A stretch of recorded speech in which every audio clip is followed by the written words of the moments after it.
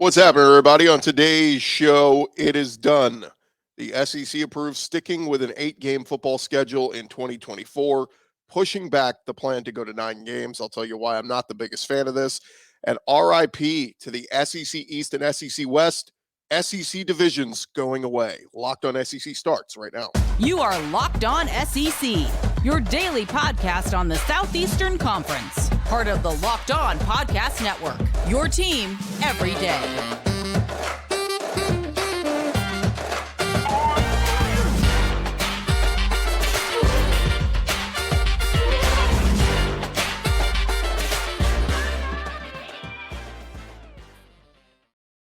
And what is happening, everybody? Welcome into Locked On SEC. It's great to have you guys along. I'm Chris Gordy. Thanks for making Locked On SEC your first listen every day. We are free and available wherever you get your podcasts on YouTube. Part of the Locked On Podcast Network, your team every day. And shout out to our everydayers. All right, let's jump into it. Let's go around the conference. Boots out to the right. Takes the handoff. What a catch! Around the conference.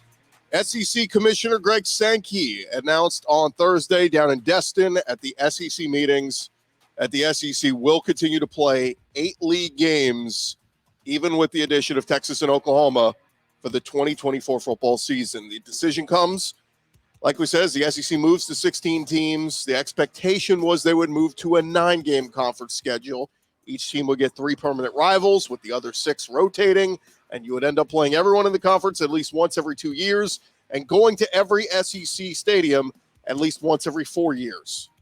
Instead, we will not do that. We will stick with the 8-game model, and with that, we will eliminate the SEC West and SEC East divisions in 2024.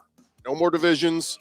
The 2 best teams with the 2 best records will advance and play in the SEC championship game. Now, Greg Sankey released a statement on the decision talking about what went into the factors. And, of course, man, look, I'm just not the biggest fan of this. Let's take a look at Sankey's statement. He said, "We've been engaged in planning for the entry of Texas and Oklahoma into the SEC since the summer of 2021, but the change of membership from 25 to 24 created schedule complexities that can be better managed with a 1-year schedule. Creating this 1-year schedule provides a longer on-ramp to manage football scheduling around existing non-conference commitments.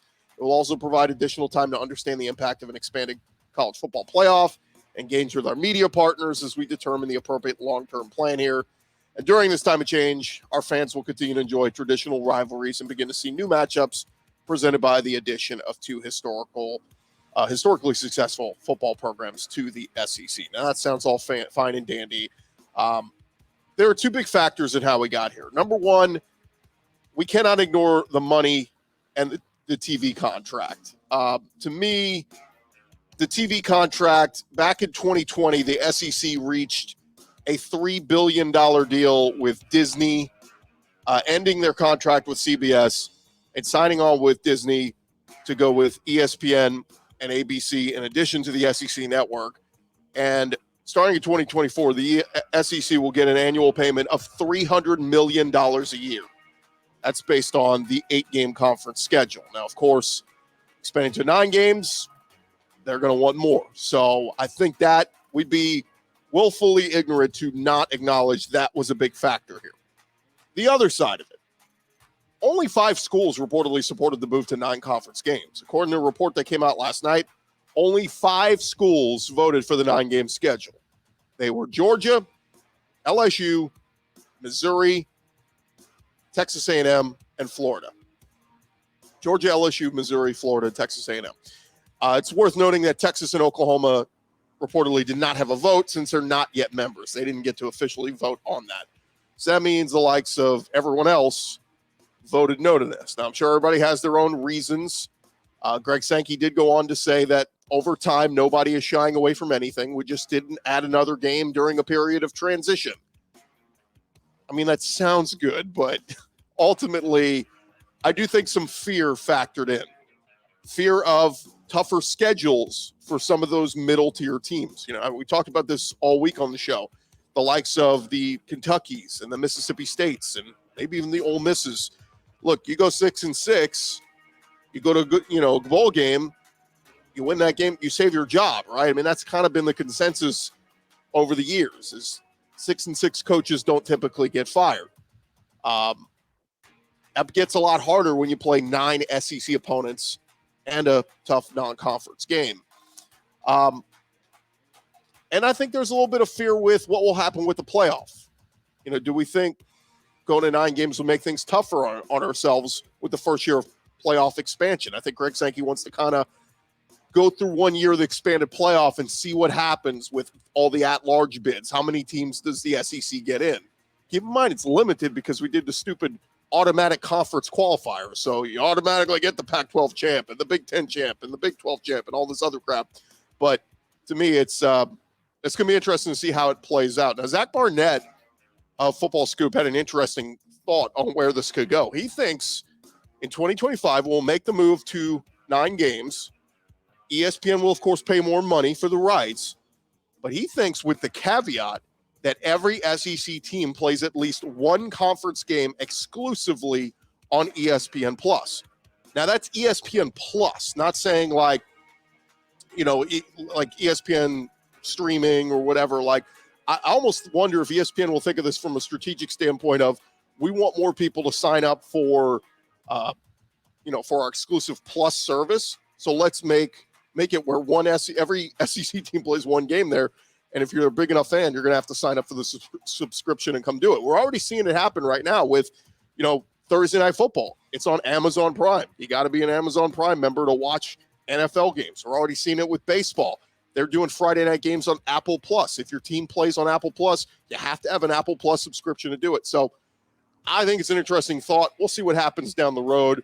But as we ever evolve into this media world of streaming and subscription services, we've heard Netflix may get into the move of trying to get the rights to college football and NFL games. So will be interesting to see what happens with that down the road. But you got to think ESPN is going to be looking for some kind of caveat to say, look, we'll pay more money for an extra week of SEC games with 9 games in 2025, but make it worth our while. So what will all this look like in 2024 with just the 8 games? We're going to touch on that next. Coming up next, thank you guys for making Locked On SEC your first listen every day, and shout out to our everydayers. But first, I want to remind you guys that this episode is presented to you by our friends over at FanDuel. Look, go make the fast break to FanDuel during the NBA playoffs, because right now new customers can get that no-sweat first bet up to $1,000. That's $1,000 back in bonus bets if your first bet doesn't win. And, of course, FanDuel's got some great stuff all up on their website and on the app. Great promotions every day. Of course, the app is safe and secure and easy to use. You can get paid instantly, and there's no better place to bet on all the NBA playoff action than America's #1 sports book. Go visit FanDuel.com/lockedon. Get that no-sweat first bet up to $1,000. That is FanDuel.com/lockedon. FanDuel, the official sports betting partner of the NBA.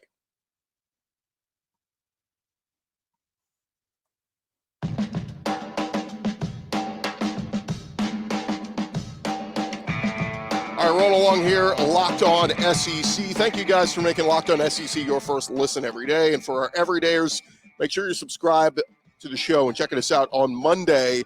We're going to be reacting more to all the fallout of the SEC schedule and kind of start to look ahead to the 2023 schedule. Some interesting storylines to follow over these next couple weeks of the summer. So we will dive into that. But as we dive back into the content here, the question we posed going into the break is, what is all this going to look like in 2024? We add both Texas and Oklahoma, and that brings the SEC to 16 teams. But each team will only play 8 games. So that means each SEC team is going to miss basically half the league during the regular season. We already talked about it. It also means the death of the SEC East and the SEC West. No more divisions, so it's just wide open. So how are they going to decide what is a fair schedule? We'll get to that in just a second. But first, let's knock out the one permanent rivalry game that the conference agreed to for 2024. Each school will get just one permanent rivalry game to preserve. Now, our buddy Peter Burns over at the SEC Network, he tweeted out what he thinks makes the most sense.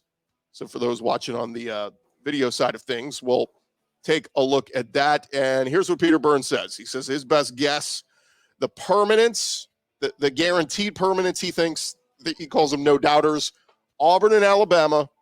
I think you got to preserve the Iron Bowl as much as we love Auburn and Georgia and Alabama, Tennessee. I think the Iron Bowl ranks higher. Ole Miss, Mississippi State, of course, the Egg Bowl has to be preserved. And Florida, Georgia, world's largest outdoor cocktail party. Those are the three that Peter Burns says are guaranteed.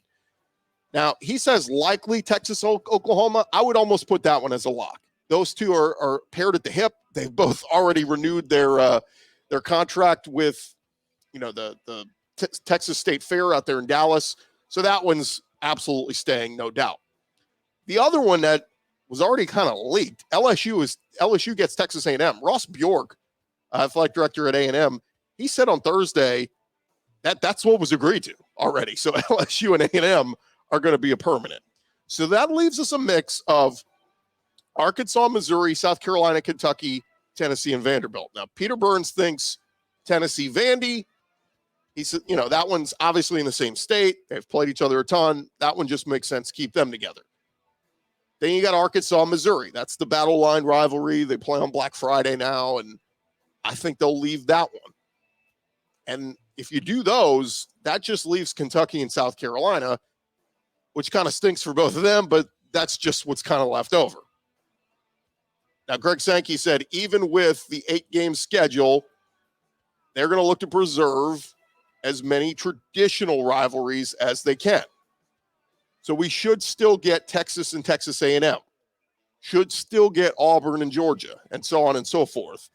He did say the two biggest factors in choosing the 8 opponents will be 1, fairness and balance, and 2, traditional rivalries.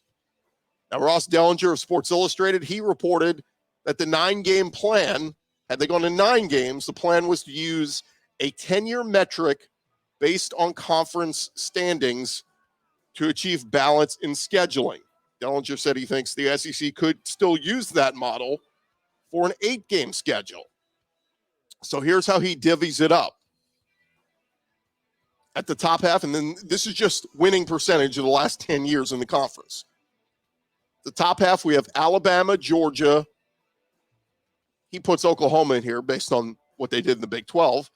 LSU, Florida, Texas, Auburn, and Texas A&M. Again, that's just based on the last 10-year metrics.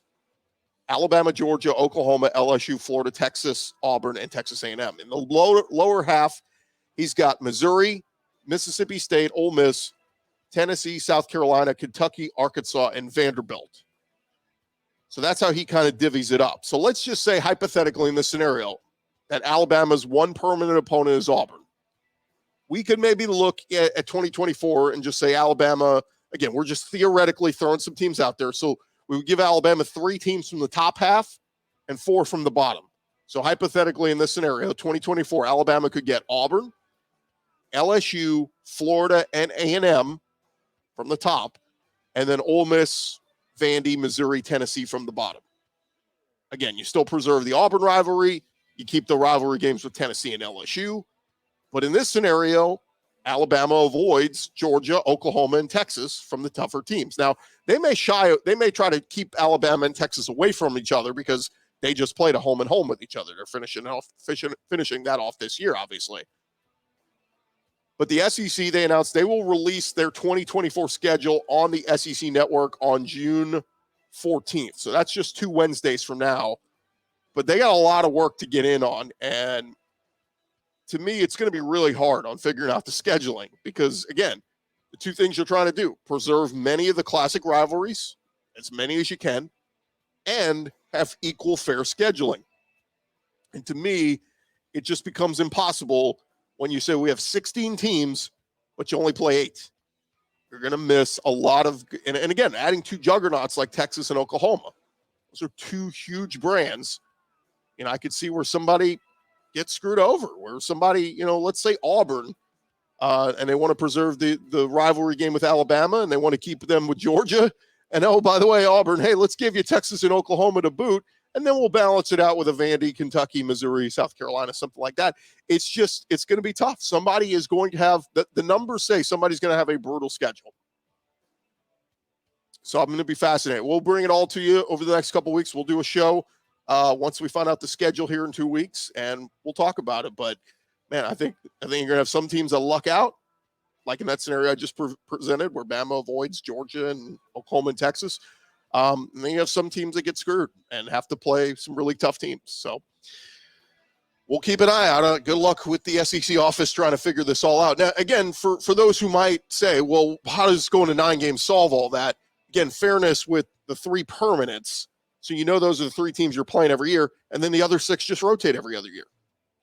With this one-off 1-year deal, there's no idea of, this will all balance out, we'll switch it up next year. That may not even factor into this. It may not go, we'll flip it all over. You'll play the teams you didn't play in 2024 and 2025. We don't know that. That wasn't agreed to. So anyway, one more note on this. Texas Athletic Director Chris Del Conte, he's down there in Destin. He was asked about the Longhorn schedule for 2024. He said they have to go find and add another non-conference game in a hurry. As of right now, they have a road trip at Michigan scheduled, along with home games against UTSA and Colorado State. It's a pretty good non-conference schedule, but that was based on playing the Big 12, where they play 9 conference games. Now they're flipping to 8 in the SEC. They got to go find another non-conference opponent. So we'll see who they add. Again, I would expect it to be somebody, lesser, I guess you would say, if you're already going to Michigan, playing UTSA and Colorado State. Maybe they had just an in-state school, maybe like a Texas State or a Rice or something like that. But we will see. On the flip side, Oklahoma, they only have 2 non-conference games scheduled in 2024, and it's Temple and Tulane. So they've got 2 non-conference games to add. Oklahoma does. So, look, SEC is getting criticized, and I think rightfully so in some sense. When we come back, we will talk about what some of the critics are saying. Thank you guys for making Locked On SEC your first listen every day. Again, coming up next, what Pat Forde and some of the big critics across the country are saying about the SEC's decision.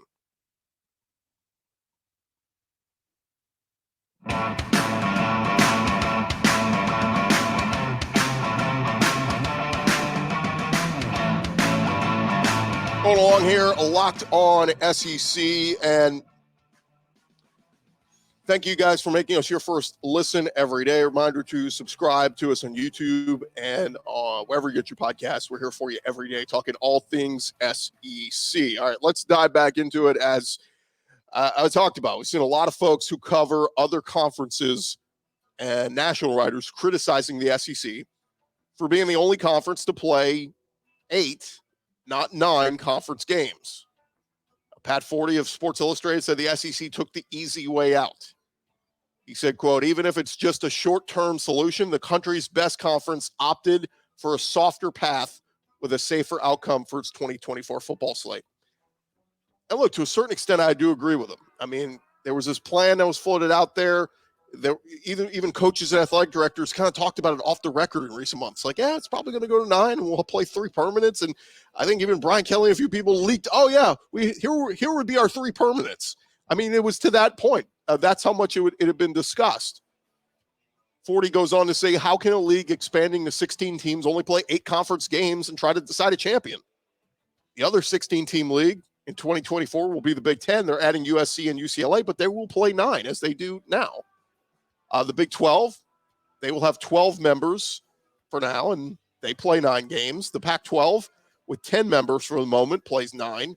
And the ACC, with 14 teams, is the only other power conference that plays just 8. But again, you're at 14, you go to 16, and you don't add another game.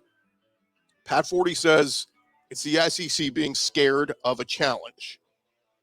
Now, here's where I retort to all this. The requirement still stands here that everyone must play at least 1 Power 5 non-conference game in 2024. So if you're Missouri, you can't just go schedule Montana State, Eastern Washington, Central Michigan, and the Citadel as your 4 non-conference. There must be 1 Power 5 team in that mix. And if you look ahead, the SEC has already done a tremendous job of scheduling ahead. Here's what the SEC already has scheduled for 2024. And this is where I think this factored in a big part of this in as well in the decision to stick with 8 SEC games and not 9. Check out this slate that the SEC has scheduled as non-conference games in 2024. We've got Alabama going to Wisconsin. Camp Randall, tough place. Arkansas is going to Oklahoma State. Auburn will get the return home trip with Cal. Florida, of course, their traditional game with Florida State, they're also going to play Miami in 2024. Georgia, they have a non-conference game with Clemson. How big is that one? LSU will open the season in 2024 with USC, and they also are scheduled to play UCLA that year as well. Now, I think LSU's got to do a little bit of rescheduling there. You can't play two monster brands like USC and UCLA in your non-conference, even with sticking at 8 SEC teams. That's just, why would you do that to yourself? You're setting yourself up for a potential loss, and USC and UCLA will both be two Big Ten teams at that time. So we'll see on that one. Mississippi State is scheduled to go out to Arizona State. Ole Miss will go to Wake Forest. Missouri will play Boston College. Now, again, those aren't the biggest ones, but those are pitfalls. Those could be potential losses for those programs. Of course, South Carolina keeps their rivalry game against Clemson. And by the way, that year they play at Clemson. Tennessee has a fun one against NC State scheduled. Vandy will play Virginia Tech. That's a big-time opponent for Vandy. And Texas A&M was probably one of the biggest, playing Notre Dame. Again, these are all currently slated scheduled 2024 SEC non-conference games. So anyone who's running out there and saying the SEC's scared, they just want to play their 4 cupcakes, go look at what the conference has scheduled. Almost every team has a really good, if not dominant, Power 5 team, and even a couple have 2. Now, again, this doesn't even mention, Kentucky playing Louisville, which we assume they're going to try to keep. Also, we mentioned earlier, Texas, they have a road trip at Michigan, currently slated for 2024. Doesn't get any bigger than that. And like we said, Oklahoma has home games against Temple and Tulane currently. Now, Temple does, they're a group of 5 team as well as Tulane, but 2 group of 5 teams do not equal a Power 5. So Oklahoma's going to have to go find one of those on their schedule. Maybe, look, even like an Indiana or an Illinois would check that box for you. So we'll see if Oklahoma looks for one of the big-time games out there. Is Ohio State available? Let's get that one on the schedule. But, again, Oklahoma, they will have to add 2 games to their non-conference slate in 2024. But just keep that in mind. For anybody who is dog-cussing the SEC and saying they're, scared about the 2024 schedule, go look at what they've have scheduled. Those are some brutal games currently slated. Now, one last thing before we get out of here. The SEC did update their ruling relating to storming the field in SEC football and basketball. The SEC adopted new protocols and penalties at their spring meetings that they hope will deter fans from rushing the field. And that will include fines that would reward teams money from the offending program. So offending teams will pay the opposing team they just played as much as $500,000 in their fans if their fans rush the competition area. That includes basketball court, that includes football field, so on and so forth. Now, the SEC also decided to reset the penalty cycle. So it'll start at $100,000 for the first offense, $250,000 for the second offense, before jumping to $500,000 with the third offense. The conference has faced some internal criticism following several field storming incidents in recent years, and financial penalties. Just fining the school has not led to a downtick. So I guess the SEC's thinking maybe if we make them pay that school, that'll defer them. I don't get it. The SEC will soon require teams to provide security and uniform law enforcement to protect teams and game officials before, during, and after events. Universities will also be required to clear a path for teams to exit the field or the court with the use of equipment such as barricades and protection from law enforcement. Universities are required to provide their detailed plans by August 1st of this year. I think this is a little overblown. This is a little, look, storming the field, it is what it is. We've had an uptick here in recent years, but we've also had a big uptick in big upsets. Tennessee beats Alabama for the first time forever. Yeah, their fans are going to storm the field. But, again, fining, I don't think fans care about the school getting fined. There was a thing floated out there that maybe you lose a home game in a rivalry series. To me, that would be an extreme price to pay. But one other thing they threw in there, they said schools must also utilize coaches and players to provide educational messages to fans via video boards and advertisements. Sorry, SEC, that's just not going to be good enough. Like at Alabama, even if Nick Saban's on a pregame video going, fans, don't rush the field, all right? We don't want to pay the fine, all right? Bama fans love Saban. That still isn't going to do enough if, Now, Bama, that may be a bad example. Bama's not going to rush the field. But say South Carolina beats Georgia next year, hosting them. South Carolina's going to rush the field. Just because Shane Beamer's on a video saying, come on, guys, don't rush the field. Whatever. Like, no, you pull off a big upset, they're rushing the field. And so what? We'll pay a fine. We'll pay it to the school we just beat. Great. Who cares? So, I don't know. I'll throw it back at the SEC. Maybe you guys should go back to the drawing board and try to find another deterrent to not have fans rush the field or court. But, again, financially, as long as the fans aren't paying the price, that's not going to deter them. They're going to do what they do.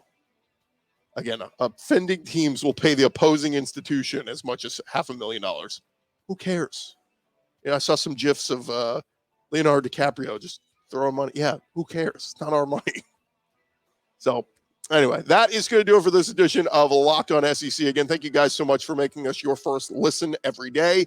Everydayers, check us out on Monday. We'll be recapping all the action from the weekend. We got some transfer portal news. We got some NCAA baseball happening this weekend. Best of luck to all the teams, all the SEC host sites, 8 of the 16 host sites, and of course those teams going on the road like Tennessee and A&M and all the rest. We'll recap it all coming to you next week and bringing more SEC football nuggets as the future looms large. And hey, we got to start talking about the upcoming 2023 football season. We can do all the talk of looking ahead to 2024, but we've got a season to play before we get there. I'm Chris Gordy. This has been Locked On SEC. Again, thank you guys so much for listening and watching and subscribing. We'll talk to you guys on down the road on Monday.